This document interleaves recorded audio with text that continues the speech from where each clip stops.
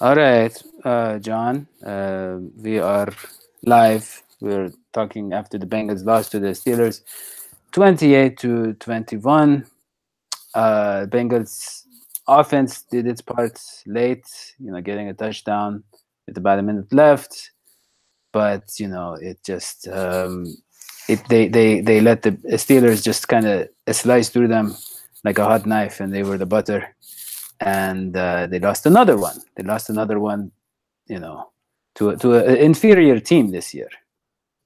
Yeah, and just watching the end, I don't know if you kind of felt the same way, but it just felt like there was just a little bit more time on the clock than what probably needed to be, and they were only down by a point, and the Steelers did what they did, and they beat the Bengals when it mattered the most. And when I watched the end of the game, it was kind of expected at that point, just because they're 2-16 in the Marvin Lewis era at Paul Brown Stadium. So the loss, it hurt obviously, but it wasn't completely unexpected. And I was able to kind of recap and regroup. But as it turns out, when you go on Twitter, sometimes you see some stupid shit. And I just want to read off. We're live, John. Yeah. Sorry. Sorry. Yeah. You're supposed to be on the bleeper. You're supposed to censor me. That's out of our budgets. Fine. Well, anyways, AJ Green had a quote and I know we're not. I just want to get this out of the way, just because it's on my mind. But AJ Green had a quote to ESPN's Kat Terrell, and the quote is, "If you think it's more frustrating for the fans, try to be out here and not see your family the whole week, be in meetings and come out with an L after you put in all these 10-hour days every day. If you think it's frustrating to be a fan, come walk in our shoes for a week." And if anybody knows me, they know I'm pro player, and they know how I feel about the NFL players' position in society and how hard that they work and how strenuous a job of being an NFL player is. And when I see fans of the NFL and fans of the team in general get up on players for speaking the truth about the situation that they're in, it really gets me mad. And so some of these comments are really just, they've got me more mad about this than actually about the game.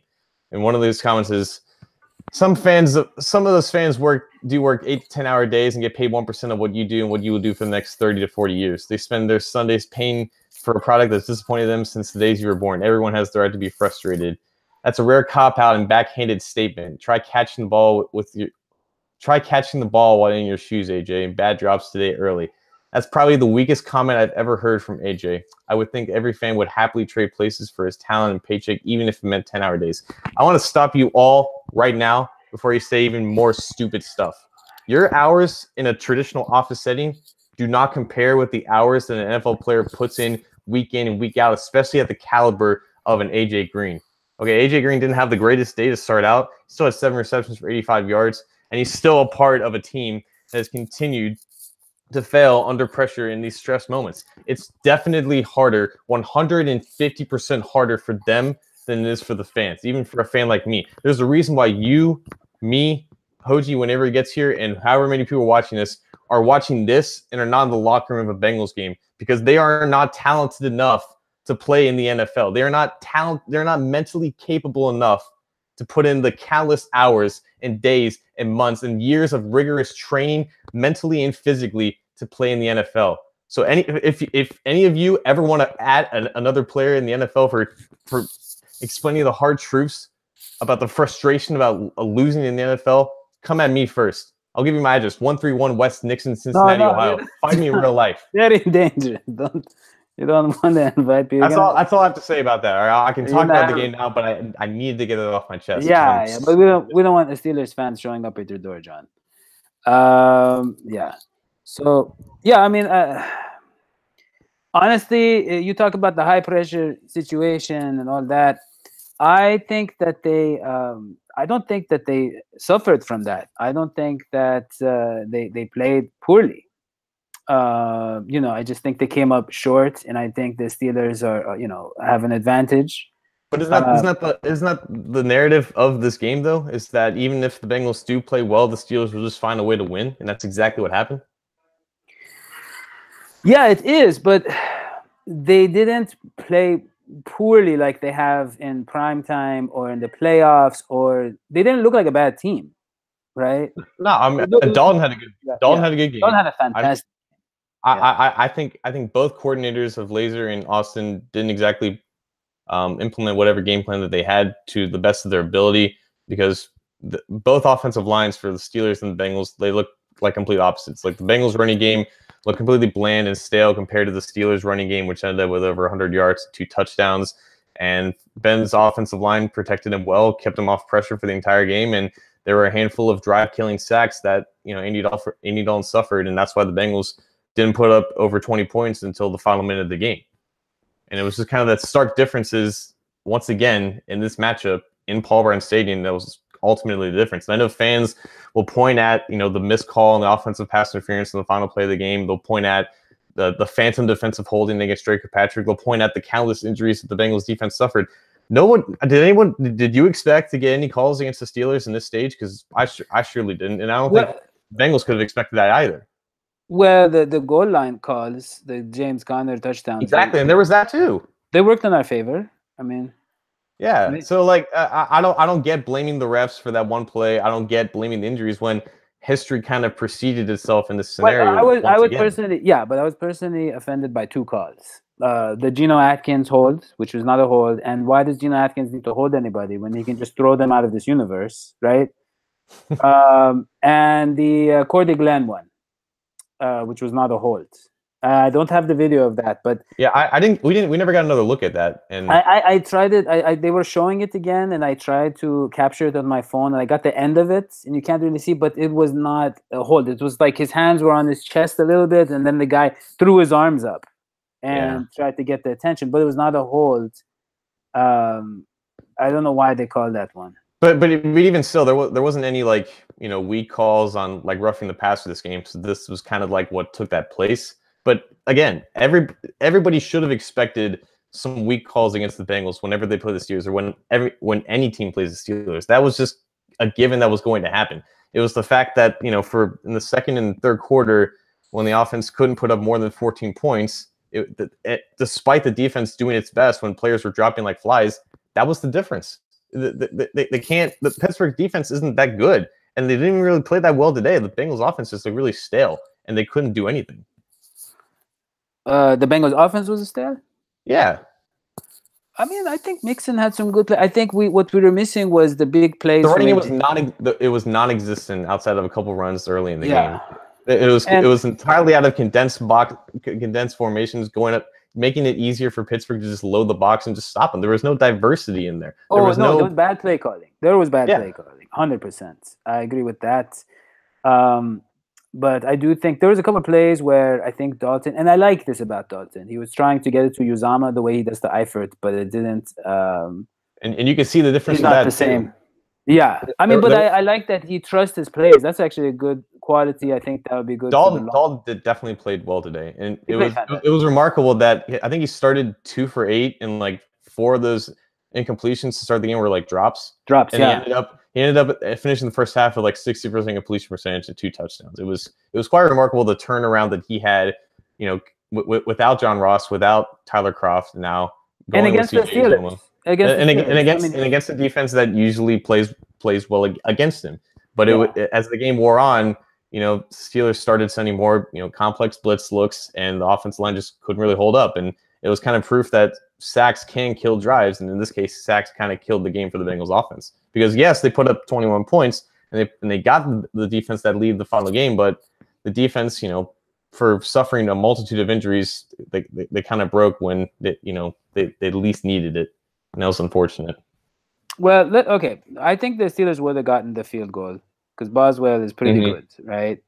But let's be honest, a lot of people want to talk about this play. Somebody, that this is an illegal pick play, and John, you are an expert on the rules. So, but it's pretty obvious that Juju, right here, you can see here, you can see Juju. Yeah. This is Antonio Brown. He does not have the ball yet, and what happens? Look, he shoves. I can't see on my screen who is that? That's Tony McGray. Okay. Tony McGray came in for Darkwood Zenard. Right. Shove him out of the way. That's not his fault.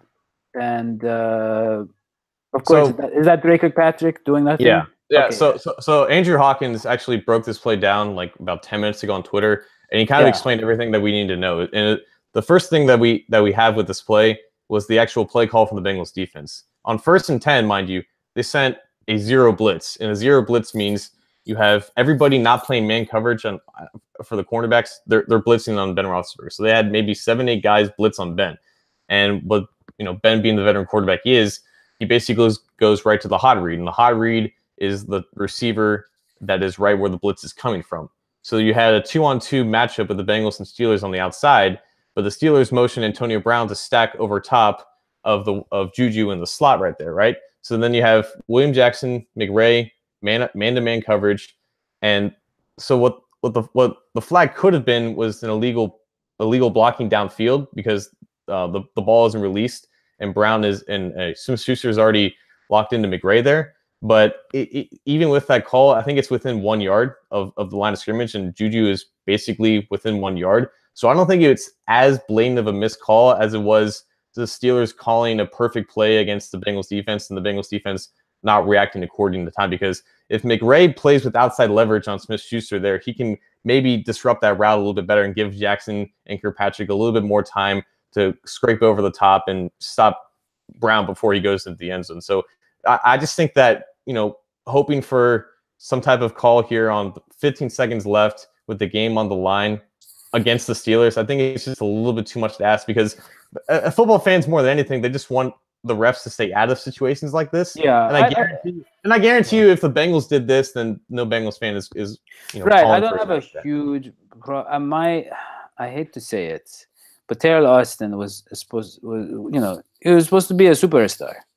He was supposed to be the guy who gets the most out of players, who's going to be creative.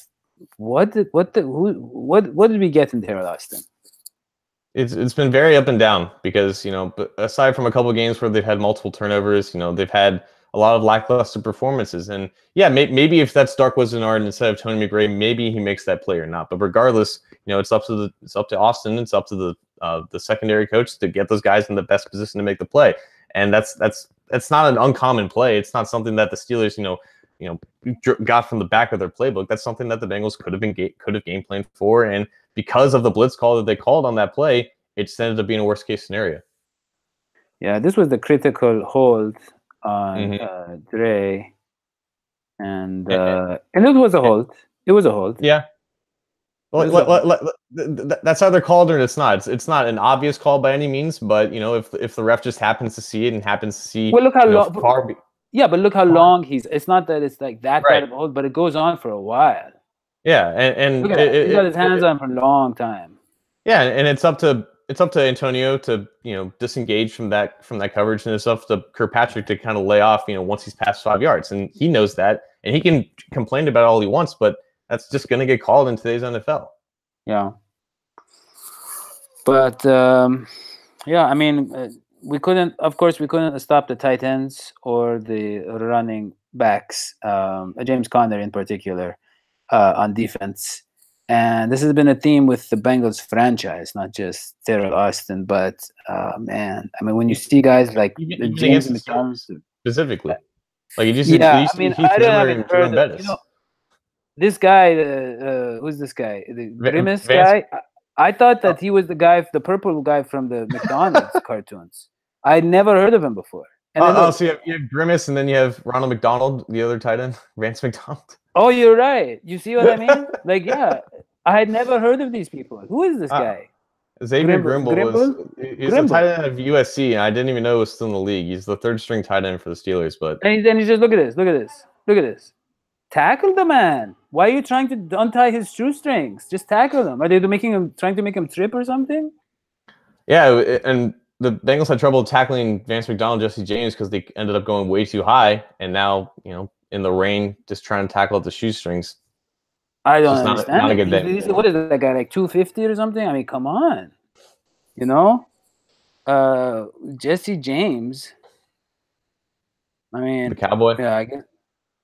Yeah, I guess I'm sure he's. I just don't feel like if these guys were on the Bengals, would we see them making plays? It's just the common theme with the Steelers, man. Yeah. And then the McDonald guy. So many big plays. Like, look at this one. What do we got here? So just early on, he was making plays for them, breaking like 5 tackles. And then I got one more here at 2:59. John, I mean, I saw Perfect did some had some nice plays in the running game, but man, I want like 2 or 3 real tackling linebackers. I don't know how we're gonna get them. Maybe draft one and sign one. I want to see this ended next year. Yeah, we have one tackling linebacker, Perfect, but he was kind of in and out of this game as usual. So I don't know. Hopefully they can get something out of Jefferson, who's still definitely a year away, and that would be nice because he plays with his hair on fire, and if they can get him in control, that would be great. Such a high upside. Yeah. Yeah.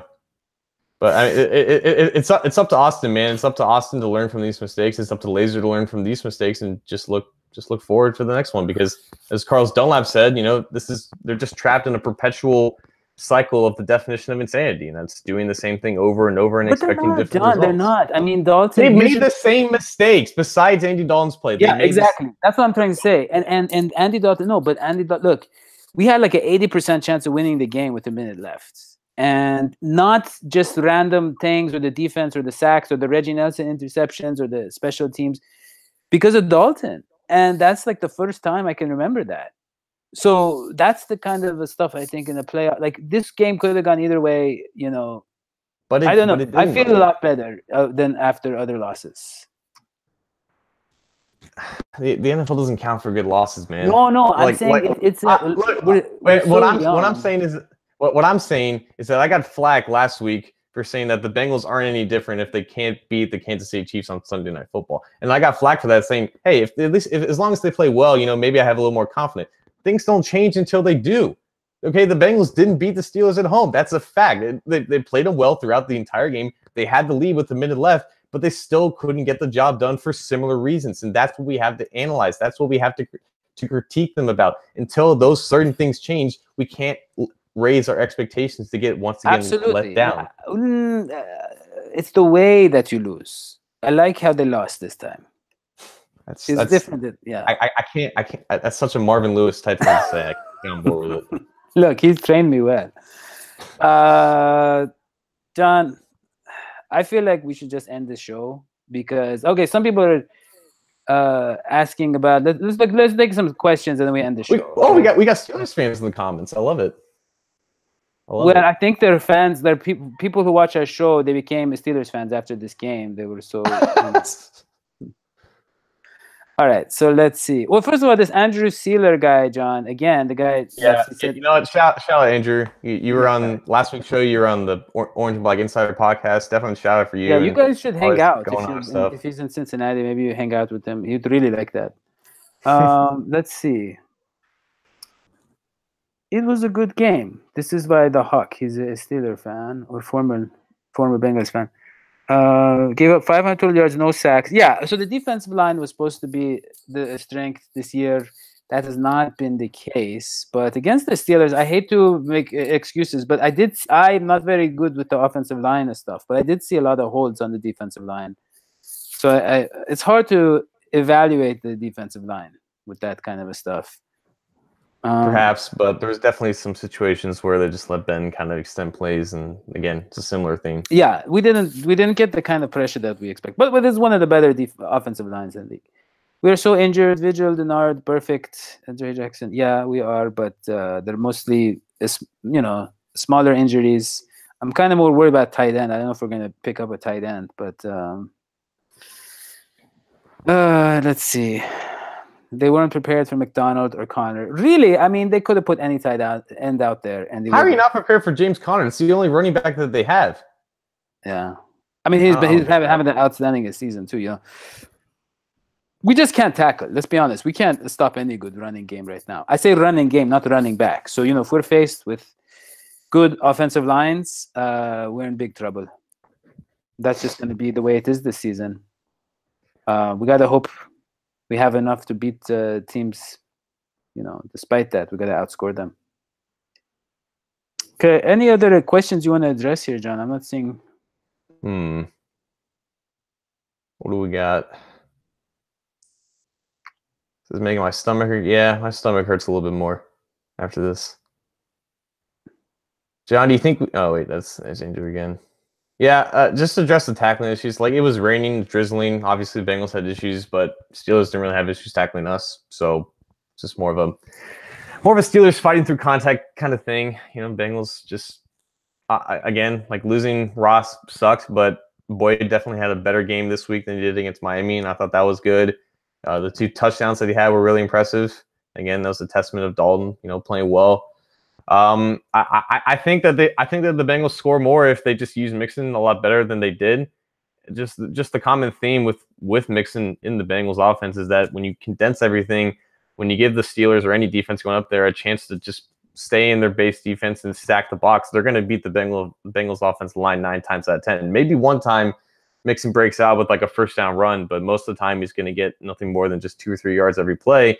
And then when you factor in, crucial sacks on first and second down, that creates even less likelier chances to convert a third down. You're just not going to move the ball that much. And shout out to Kevin Huber, I guess, for a great day on his end, because he was used a lot and pinned the Steelers back, switched the field a couple times. But the more I think about it, it's just for how much the defense suffered in the case of injuries, for how much that they let Vance McDonald, James Conner run all over them. Only giving up 20 points through 58 minutes was very impressive on their part. And despite Andy Dalton playing very well, this loss probably lays on the offense and more on the play calling side of things, I would say. Well, yeah, but people are going to think I'm crazy, but I still think we can beat the Chiefs. They can definitely beat the Chiefs. This team can. Yeah, pretty much anybody. It's just the Steelers are in their heads. Other than that, I mean, this is a pretty high scoring offense. The Steelers are still in their head. Yeah, they're living rent free, and we'll see if that primetime bug continues next week. Andy Dalton, man, he's doing all the things I've always wanted him to do. The last thing remaining is playing well against top teams and playing in primetime, and he gets the chance to do both. Yeah, and it's weird discussing after a loss like this and not listing Dalton as one of the reasons why they lost. That's what I'm saying. I mean, he's probably worse against the Steelers than anybody. Yeah. So But the Steelers issues transcend more than just Dalton. It's mainly just the Lewis thing. And it's Lewis. Yeah, and Dalton, because there's so much pressure on them to beat the Steelers, that's why he was struggling. But Andy Dalton is just such a more confident player this year. I love Alex Van Pelt and Bill Lazor, both guys who know how to get the most out of him. And I would agree, Matt Armstrong. I think drops definitely hurt the Bengals offense and early on. Yeah, early on. Definitely would have made Dalton's day a lot better. Probably would have sustained a few more drives, and just those drop issues compounded with the running game definitely increased those issues. So I definitely agree there as well. Yeah. No, I mean they killed the early drives. Cody Core, he has the athletic ability, but he's got I can't believe someone drops those kind of passes in the NFL. Other than him having the jitters and being worried it's his last opportunity, it doesn't make sense. But maybe he makes John Ross feel a little better. He's not getting those opportunities again. No, he's not. No, he's not. All right, well, we're going to wrap it up. Just a quick puppet update. I met with the puppet maker, Rachel Burson, and actually a family friend of hers watches the show. So if you're listening, hello. And we talked for a long time about the puppets. And basically, she said she's a little bit behind, but she's going to buy the material and, start making the puppets probably later this month, finish them probably by early next month. So we're a little bit behind with the puppets, but she's going to do it. And we talked about all the different colors and the clothes, and it's going to look very much like what you expect from Dadio and Hoji. That is all we have for John Sheeran and Dr. Hoji, who is probably crying somewhere. And that's what we have. We will see you next time. Don't think that this is more frustrating for you than it is for the players. It's all and Hoji. We will see you next time. So long. Sweetie pies.